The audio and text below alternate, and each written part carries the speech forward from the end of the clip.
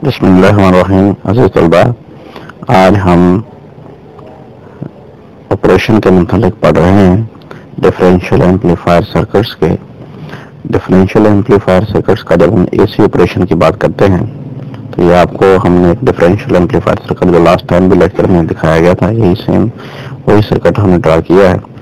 इस differential amplifier को जब हम एसी सिग्नल मुहैया करते हैं तो एसी ऑपरेशन कैसा होगा, इस डिफरेंशियल एम्पलीफायर का एक इक्विवेलेंट सर्किट ड्रा किया गया है। हर ट्रांजिस्टर का इक्विवेलेंट सर्किट ड्रा किया गया है। एक Q1 का आपके पास इक्विवेलेंट सर्किट है, इसी तरह Q2 का, और जिस तरह इनसे आउटपुट ली गई है उसी तरह यहाँ इनसे आउटपुट ली गई है। अब हम सिंगल एंडेड आपके पास ऑपरेशन और डबल एंडेड ऑपरेशन और कॉमन मोड ऑपरेशन की मुकम्मल डिटेल लेते हैं।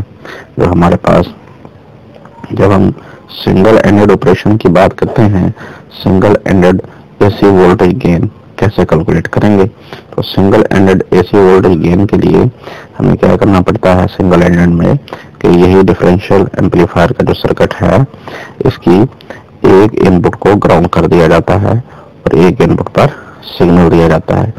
ये सिंगल एंडेड आपके पास ऑपरेशनल एम्पलीफायर की जब हम वोल्टेज गेन कैलकुलेट करते हैं उसके लिए हमें ये सर्किट ड्रा करना पड़ता है।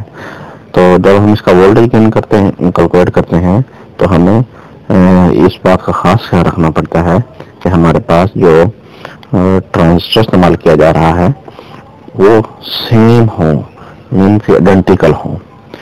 ये हमने आपके पास इक्विवेलेंट सर्किट वही जो सिंगल एंडेड के लिए यूज होगा, उसमें यहाँ एक इनपुट ग्राउंड कर दी गई है, एक इनपुट पर यहाँ सिग्नल दिया गया है। ये वही इक्विवेलेंट सर्किट जो हमने अभी नोट किया, उसी इक्विवेलेंट सर्किट को दोबारा ड्रा किया गया है, यानी इसी आपके पास डिफरेंशियल सर्किट का हमारे पास इक्विवेलेंट सर्किट ड्रा किया गया है। और जो भी बात की थी हमने कि हमारे पास जो दोनों ट्रांजिस्टर हैं उनके अंदर सेम पैरामीटर होने चाहिए, यानी IB1 उनकी बेस में से गुजरने वाला करंट और इधर IB2 मस्ट बी इक्वल, इसको हम IB लिख देते हैं। इसी तरीके से जो इनकी रेजिस्टेंसेस हैं बेस एमिटर जंक्शन की RI1 और RI आपके पास 2 मस्ट बी इक्वल, इनको हम RI का नाम दे देते हैं। तो यही हमारा आइडेंटिकल ट्रांजिस्टर, इन आइडेंटिकल ट्रांजिस्टर्स में ये पैरामीटर्स हमने इंप्लीमेंट करने हैं गेन मालूम करने के लिए जब हम किरचॉफ वोल्टेज रूल अप्लाई करते हैं इनपुट लूप पर। जब इनपुट लूप पर एक किरचॉफ वोल्टेज लूप अप्लाई करते हैं तो हम ये बात देखते हैं कि हमारे पास RE जो है वो वेरी लार्ज है। RE is very large, it has ideally infinite value. इस सर्किट को हमने यहाँ रीड्रॉ करके दिखाया है इनपुट लूप का। यही सर्किट है हमारे पास, यहाँ से ये सोल्यूशन आता है, आपके पास ये लूप आ रही है और आपके पास फिर ये रास्ता मिलेगा। ये इस पूरी लूप को हमने देखें यहाँ से शुरू किया, ये आपके पास ये ट्रैक लेते हुए और फिर ये क्लोज्ड पाथ हुआ। ये है इनफाइनाइट। इनफाइनाइट जब होता है ये ओपन सर्किट होता है, ये दिखाया गया।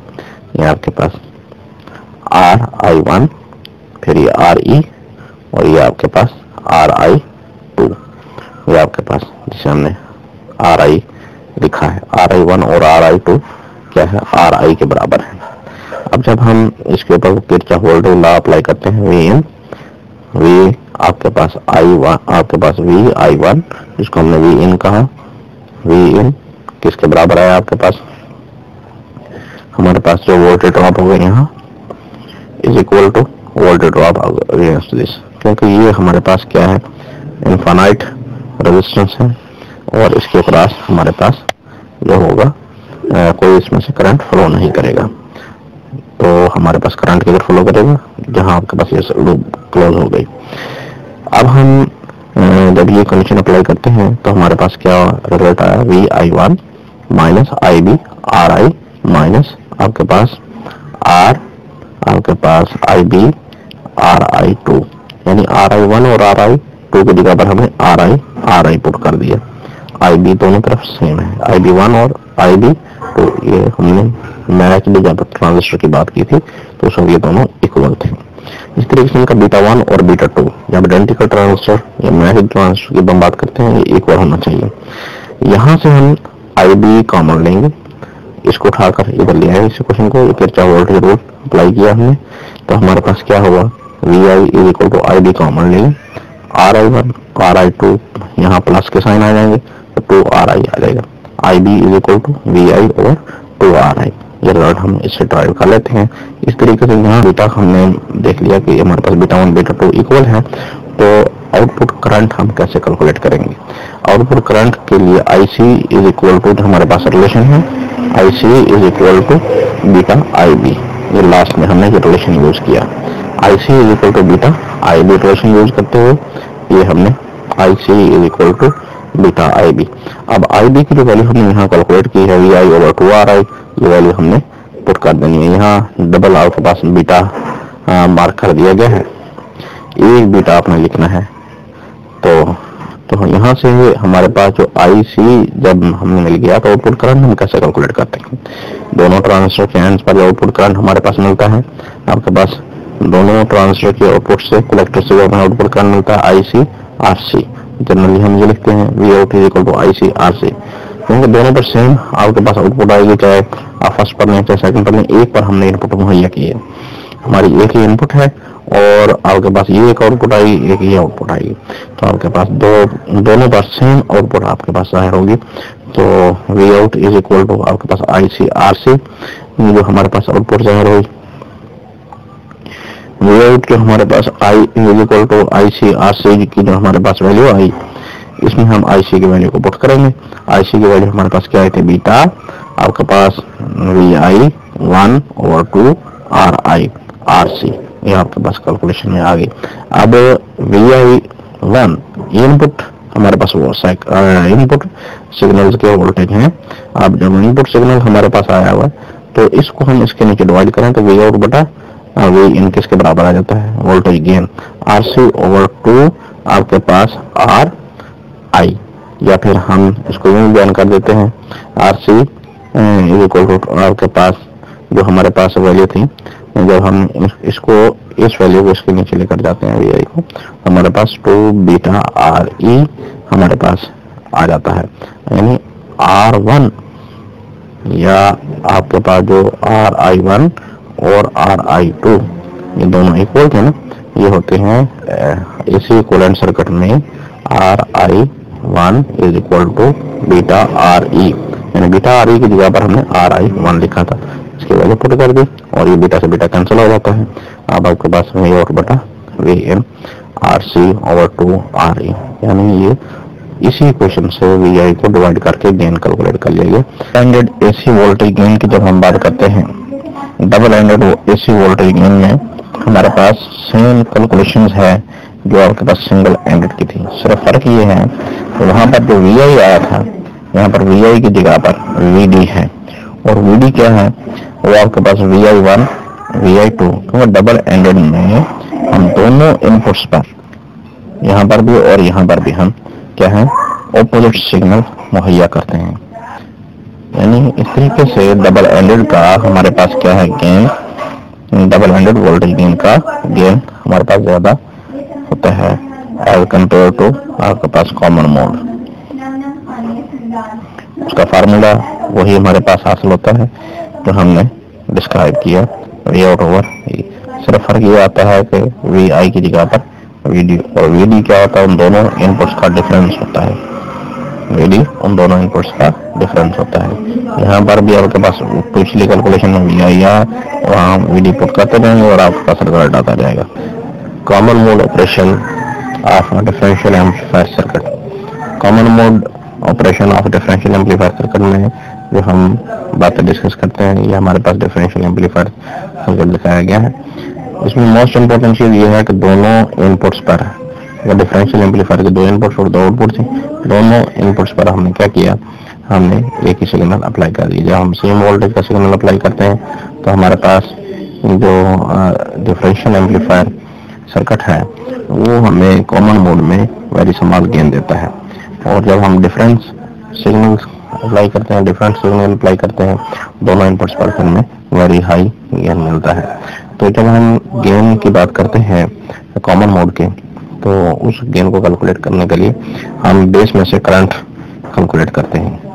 बेस का जब करंट कैलकुलेट करते हैं, वो फार्मूला आपके पास लिखा गया, आई बी इज इक्वल टू आपके पास वी आई माइनस आपके पास 2 बीटा प्लस 1, ये ब्रैकेट में है आपके पास I B into R E divided by R I. ये किस तरह हासिल हुआ हमारे पास, इसके लिए मैं आपको वजाहत करता हूँ।